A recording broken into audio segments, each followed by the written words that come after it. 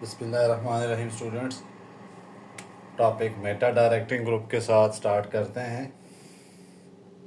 पिछले हमने टॉपिक्स में आर्थो पैरा डायरेक्टिंग ग्रुप पढ़े थे। आर्थो पैरा डायरेक्टिंग ग्रुप क्या होते थे?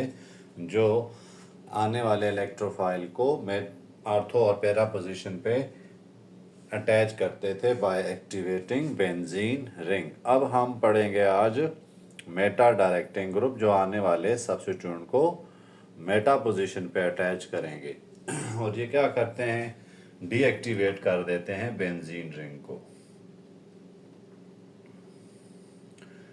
डीएक्टिवेट बेंजीन रिंग और कैसे करते हैं? By withdrawing electron, by withdrawing electron को विदड्रॉ कर देते हैं, यानी कि ले लेते हैं, खींच लेते हैं बेंजीन रिंग से।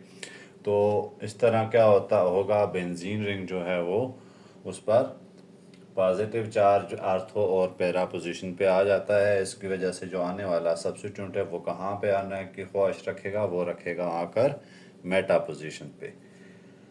ठीक है, तो ये कैसे करते हैं बेंजीन रिंग को deactivate? By withdrawing electron through inductive effect. Inductive effect और इंडक्टिव इफेक्ट यहाँ पर वो डालेंगे माइनस आई का। माइनस आई का मतलब क्या होता है? बेंजीन से इलेक्ट्रॉन को खींच लेना। ठीक है, और इन सब्स्टिट्यूएंट की क्या खास बात होती है? वो उस एटम पर पॉजिटिव चार्ज ले आते हैं जो बेंजीन रिंग के साथ डायरेक्ट अटैच होता है। इसकी एग्जांपल समझने के लिए हम क्या करते हैं, कुछ रेजोनेंस स्ट्रक्चर डिस्कस करते हैं नाइट्रो ग्रुप की। ठीक है, नाइट्रो ग्रुप आ गया हमारे पास।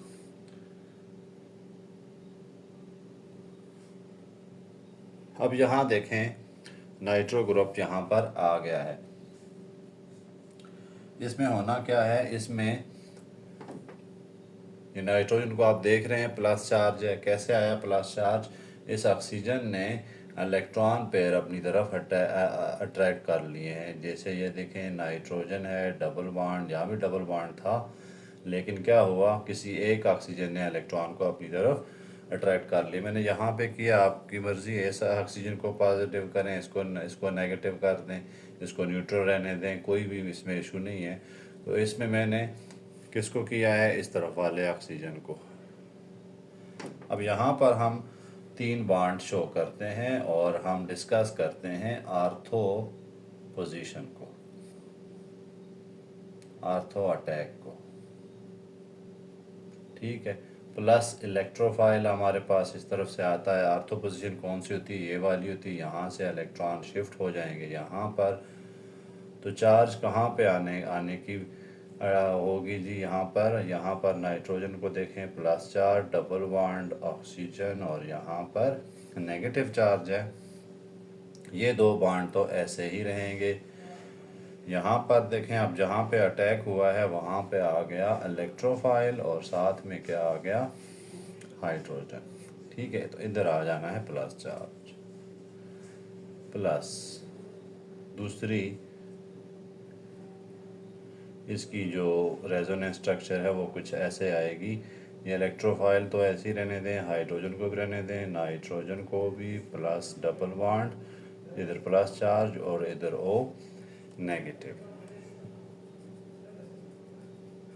अब ये 2 बॉन्ड तो ऐसे ही रहेंगे।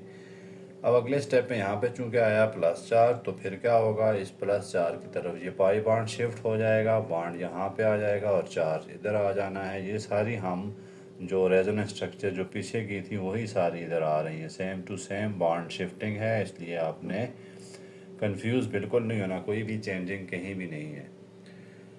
ठीक है, अब प्लस चार्ज यहाँ पे शिफ्ट हुआ तो ये वाला बॉन्ड इधर आ जाएगा। ठीक है, जब ये बॉन्ड इधर आएगा तो नाइट्रोजन के यहाँ पर आ जाएगा प्लस चार्ज और यहाँ पर आप कर लेते हैं डबल बॉन्ड। और इधर क्या है जी? E and H। आखिरी स्टेप में क्या होगा? आखिरी स्टेप में ये प्रोटॉन जो है अपना बॉन्ड वापस कर देगा बेंजीन रिंग को। तो इससे बेंजीन की स्टेबिलिटी वापस आ जाती है। इसको हम नाइट्रोजन डबल बॉन्ड O और O नेगेटिव ऐसे ही लिखते हैं, बाकी 3 बॉन्ड इसके पूरे कर देते हैं। ये सिंग डबल और ये डबल, और यहाँ पर एक और इलेक्ट्रोफाइल अटैच हो गया है। ये आर्थो अटैक था।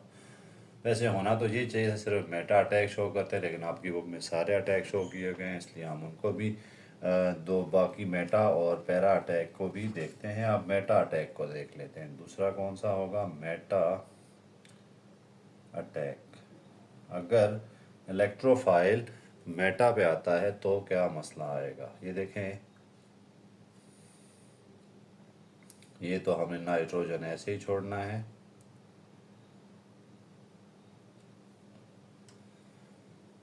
मेटा पोजीशन ये वाली होती है, तो एक डबल बॉन्ड इधर, एक डबल बॉन्ड इधर, और प्लस ई आ गया इलेक्ट्रोफाइल। तो मेटा पोजीशन पे जब होगा तो फिर क्या करना है, यहाँ से जिसने इधर शिफ्ट कर दिया इलेक्ट्रॉन। अब देखिए सेम टू सेम वही अटैक है, सिर्फ आपको एक अगर बनानी आ गई तो सारी आ जानी है। नाइट्रोजन पे क्या रखना है? Plus charge.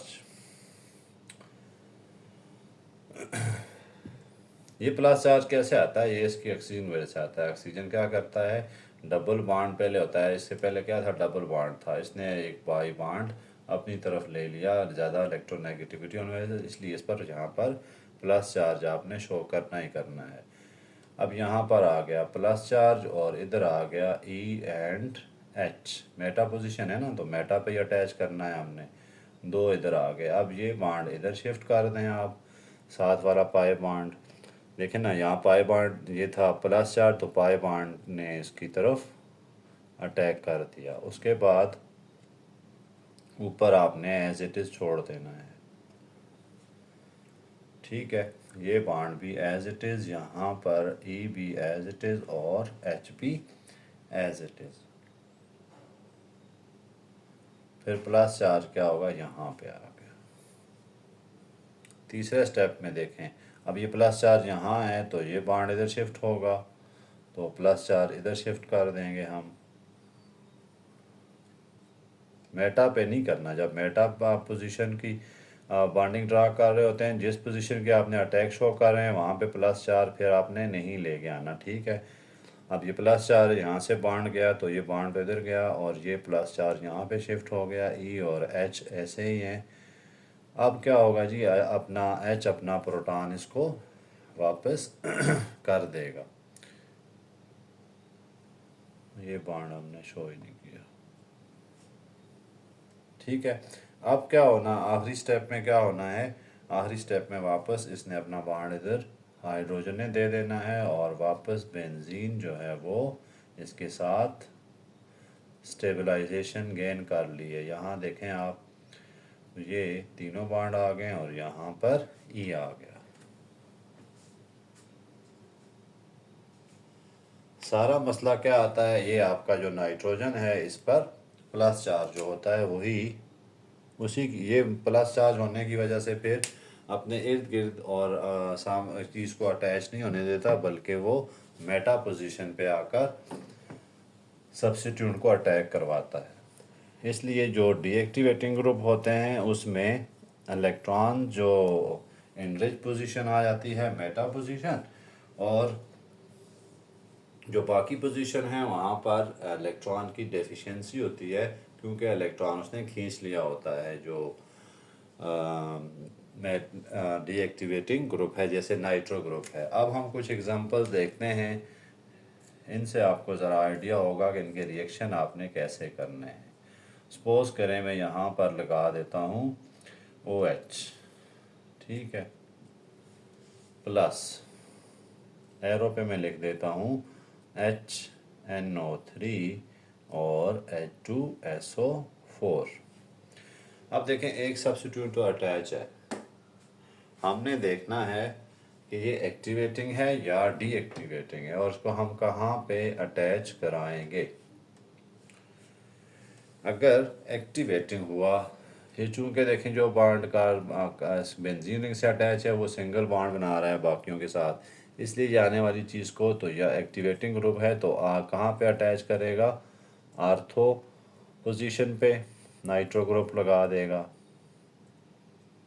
ये जब चीज़ आती है आप समझ जाएं ये कहाँ पे हमने यूज़ किया था, आपको याद हो तो ये नाइट्रेशन में यूज़ हुआ था, ये वाला जो HNO3 और H2SO4 इलेक्ट्रोफाइल की प्रिपरेशन के लिए।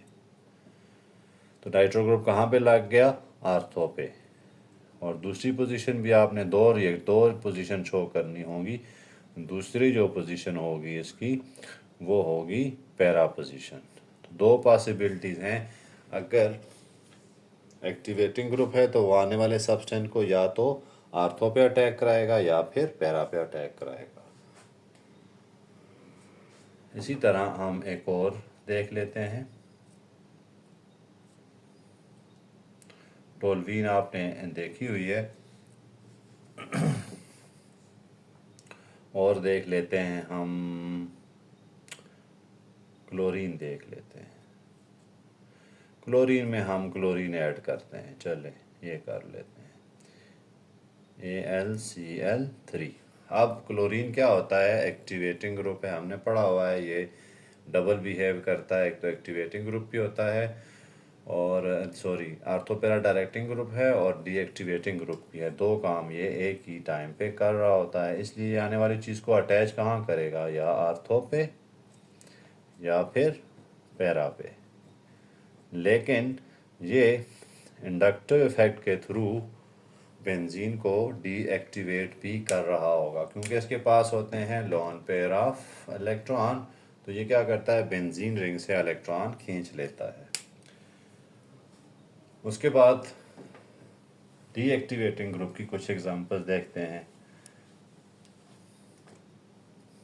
तो आपको सिर्फ ये मैं एग्जांपल करा रहा हूँ, बुक में नहीं है, एक्सरसाइज में है, पुरानी बुक में थी, तो आपको पता हो कि रिएक्शन को हम कराएंगे कैसे, यानी कि आने वाले सब्स्टिट्यूट को अटैच कहाँ पे करवाना है। ये देखें, अब मैं यहाँ पे लगा रहा हूँ SO3 और H।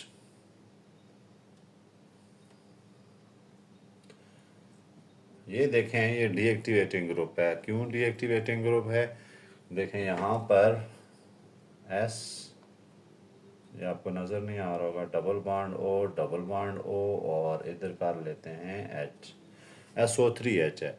अब ये एक भी डबल बॉन्ड आपको नज़र आ गया ना एक्टिव में ग्रुप में, तो फिर ये क्या होता है, डीएक्टिवेटिंग ग्रुप होता है। मैं आसान कर देता हूँ, इसकी क्लोरीनेशन कर देता हूँ। क्लोरीनेशन के लिए फिर तो क्लोरीन कहाँ पे आएगा, फिर एक ही पोजीशन बचती है उसके पास और वो होती है मेटा पोजीशन। यही पॉसिबिलिटीज़ आपके पास आएंगी। इसी तरह चलें एक और देख लेते हैं। आपके पास आ जाता है benzaldehyde group, C double bond O और H। अब देखें एक भी डबल बॉन्ड आपको नज़र आ रहा है ना C डबल बॉन्ड O का, तो ये क्या है, डीएक्टिवेटिंग ग्रुप आ गया। मैंने आपको इस पर एक स्पेशल लेक्चर दिया हुआ है जिसमें मैंने एक्सप्लेन किया था कि कौन से ग्रुप एक्टिवेटिंग होंगे, कौन से डीएक्टिवेटिंग होंगे।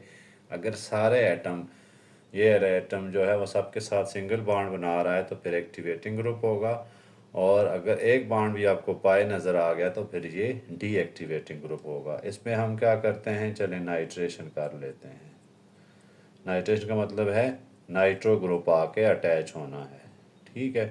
तो मैं इसको ऐसे लिख रहा हूँ और मेटा पोजीशन पे आके नाइट्रो ग्रुप ने अटैच हो जाना है।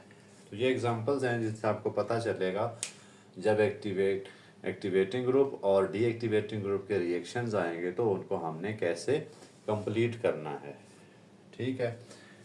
तो कंसेप्ट असेसमेंट है वाई एल्डिहाइड, ये एल्डिहाइड है, is term as 3 directing substitute. अब देखें इसने कहाँ पे अटैच किया है, ये पहली पोजीशन है, ये दूसरी है और ये तीसरी पोजीशन है। आने वाले सब्स्टिट्यूट को इसने कहाँ पे, इलेक्ट्रोफाइल को कहाँ पे लगाया है इसने, 3 पोजीशन पे, इसलिए इसको कहते हैं 3 directing substituent. How 2 and 4 directing substituent release electron to benzene ring। Benzene ring की तरफ कैसे इलेक्ट्रॉन को रिलीज करते हैं। तो थ्रू रेजोनेंस इफेक्ट के थ्रू ये इलेक्ट्रॉन को रिलीज करेंगे टुवर्ड द बेंजीन रिंग।